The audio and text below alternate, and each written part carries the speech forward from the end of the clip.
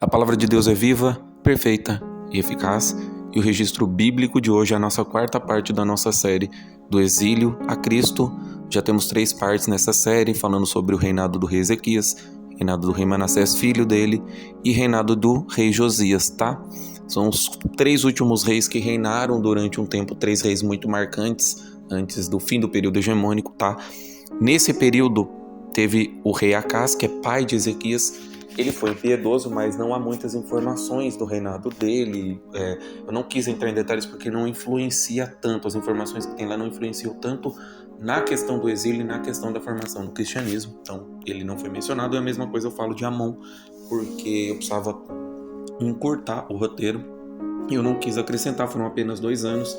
E Josias assumiu muito novo também. Então nós vamos entrar em detalhes, apenas detalhes que eu possa aprofundar e explorar para montar esse roteiro. E agora nós vamos falar nesse quarto episódio do período pré-exílico do Reino do Sul, do Reino de Judá, com a capital em Jerusalém. Se você quer entender um pouco mais sobre essa questão de Reino do Norte, com a capital em Samaria, o Reino de Israel, que é composto por 10 tribos, e o Reino do Sul, que é composto por Judá e Benjamim, essa questão exílica, quem não entende, que não conhece, tem vídeo, tem série aqui no canal de 6 episódios falando da divisão das tribos de Israel até a divisão do reino como um todo. Vai lá, assiste lá, depois volta aqui, porque muita coisa que foi comentada lá eu não vou entrar em detalhe aqui para poder não estender muito o vídeo, tá bom?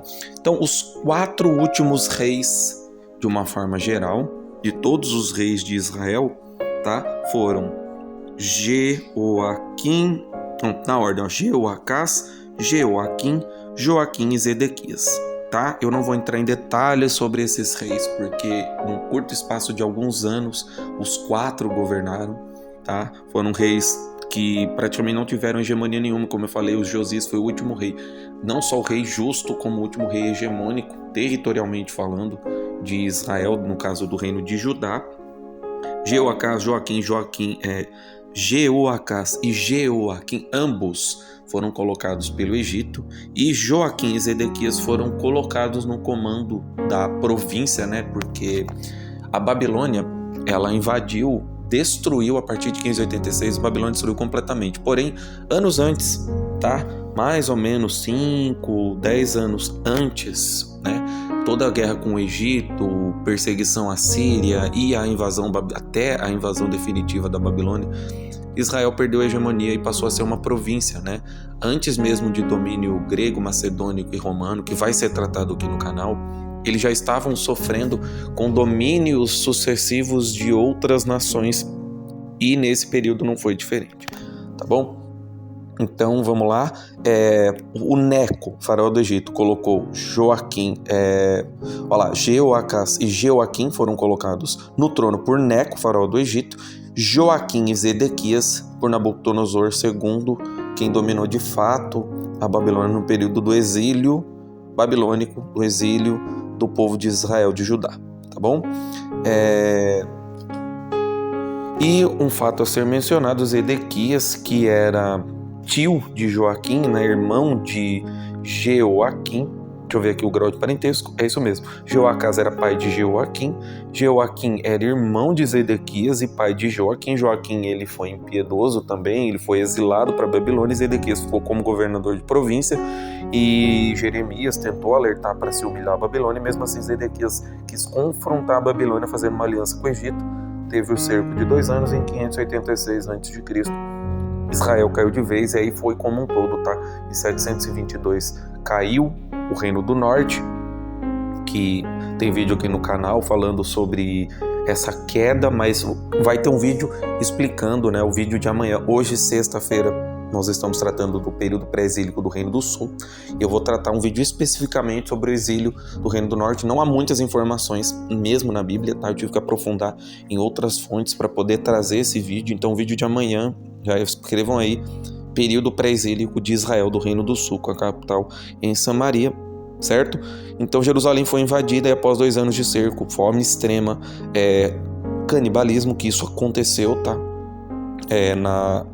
muito no reino, tá? Tem registros na Bíblia sobre este fato. Eu não vou repetir para o vídeo não tomar um strike, não tomar um flag, alguma coisa do tipo, mas tem registros desse tipo de situação devido à fome extrema em Jerusalém. Teve a invasão e destruição, então eu não vou entrar em muitos detalhes também, porque tem vídeo aqui no canal falando dessa questão dos reis, do fim da hegemonia, mas foi um período de muitas deportações, tá?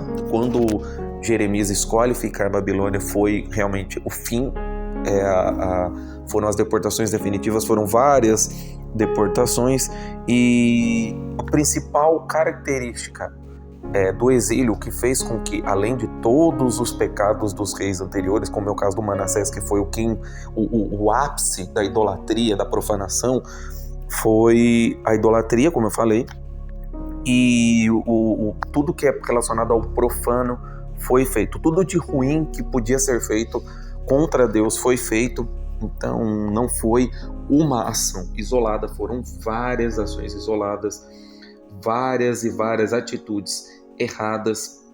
Então, enfim, foi muito cruel realmente esse abandono por parte do Reino do Sul. E o pior é que eles tiveram um exemplo do Reino do Norte. O próprio Ezequias, no vídeo eu comentei, ele chegou a enviar cartas para tentar reunificar um pouco, em parte pelo menos, o espírito de nação de Israel como um todo. Então o Reino do Sul fez o errado, escolheu fazer o errado de forma arbitrária. Foi o caso do próprio Manassés, filho do rei justo, o Ezequias.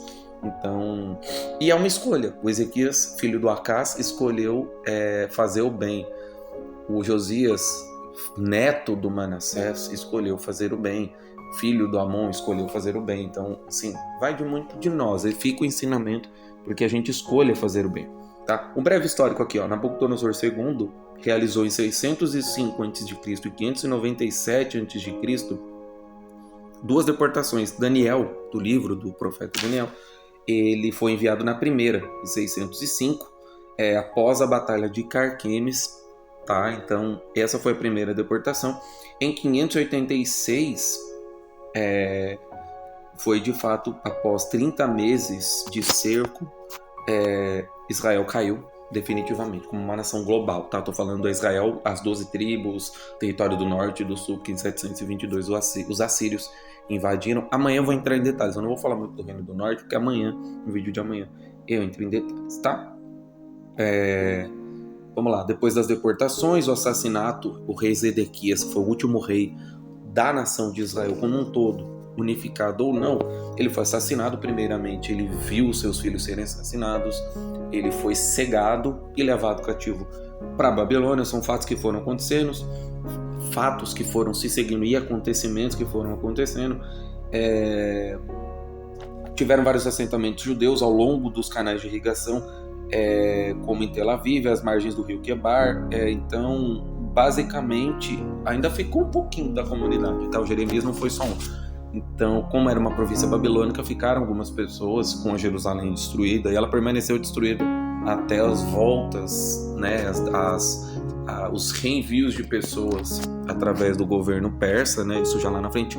Por isso que eu vou montar, eu gosto muito de período pré-exílico, exílico e pós-exílico, porque é uma construção e desconstrução, destruição e reconstrução. É um período muito bonito da Bíblia, como mostra como você pode sair do pó para a glória de Deus. Você pode sair do pó diretamente para os braços do Eterno. Ele é capaz de reerguer, de reestruturar uma nação inteira, tá? E toda essa instabilidade política, né, Israel se tornou, após todas essas quedas, a autonomia interna sumiu, principalmente após os governos, até o próprio Ezequias, a doença do rei Ezequias passou por esse começo de perda de autonomia, esse começo de problemas internos, políticos internos, desde a ruptura, na verdade, já lá na outra série do que eu trato aqui a respeito disso, da ruptura do Reino do Norte e do Reino do Sul, fala muito disso. Essa questão política já vem de muito, muito tempo, desde a época dos juízes. Então, foram vários fatos que se sucederam até chegar nessa instabilidade política. E praticamente mesmo com Zedequias já não havia mais autonomia interna, desafios culturais com relação à religião, não havia bem uma religião formada nesse período, era apenas o culto levítico, né? A questão de ir ao tabernáculo, de ir ao templo, no caso ali tinha o templo que foi destruído por Nebuzaradã, que era o general do Nabucodonosor. Então, esse era o culto, mas não havia mais, após a destruição do templo, houve a profecia do profeta Isaías para Ezequias, avisando que isso ia acontecer. Ele se gloriou, se orgulhou exageradamente no que ele passou, ou seja, a doença que Deus curou. Isso causou um problema muito sério, porque ele presunçosamente, orgulhosamente mostrou as riquezas e os tesouros para os babilônios que vieram visitar o reino de Israel, mas esses babilônios futuramente estão causando esse tipo de problema. Então foi algo que gerou uma tristeza muito grande, uma tristeza profunda, mas Daniel disse que Deus iria estruturar toda a nação, reestruturar, que seria um período que vai ter vídeo no canal. Também não vou entrar em detalhes sobre o período pós-exílio, com essa volta do exílio eu vou tratar em um vídeo à parte. Profetas Ezequiel e Jeremias, eles permaneceram, profetas como Ezequiel e Jeremias, que permaneceu em Judá, mas correspondia com os exilados, ou seja, o Ezequiel foi levado cativo e o Jeremias permaneceu. O Nabucodonosor, como ficou sabendo das profecias que a Babilônia invadiria, ele permitiu Jeremias escolher ser muito bem tratado, mas ele continuava a orar, a cuidar espiritualmente do povo exilado. Eles empenharam um papel vital nessa interpretação do exílio como um castigo divino pelos pecados de Israel, mas, como eu acabei de falar, havia promessa de restauração.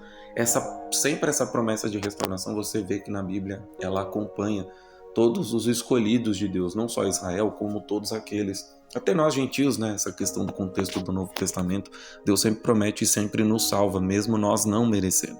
Israel agiu de forma impiedosa, você vê que os 19 reis do norte e mais todos os reis, né, de Judá passaram por provações. Alguns foram justos, como é o caso do rei Davi, que era homem segundo o coração de Deus. O próprio Salomão, eles eram reis justos, mas pecaram. O próprio rei, o Amon, o Acá, são reis impiedosos. O Manassés, mas que também orou e se arrependeu. Então, teve esse propósito, essa questão do exílio, o que viria a acontecer. Deus reafirmou a aliança, o desenvolvimento de uma teologia, ou seja, Daniel, ele plantou a sementinha do que o Esdras e o Neemias viriam a plantar, a semente do judaísmo. Então começou aí após o exílio.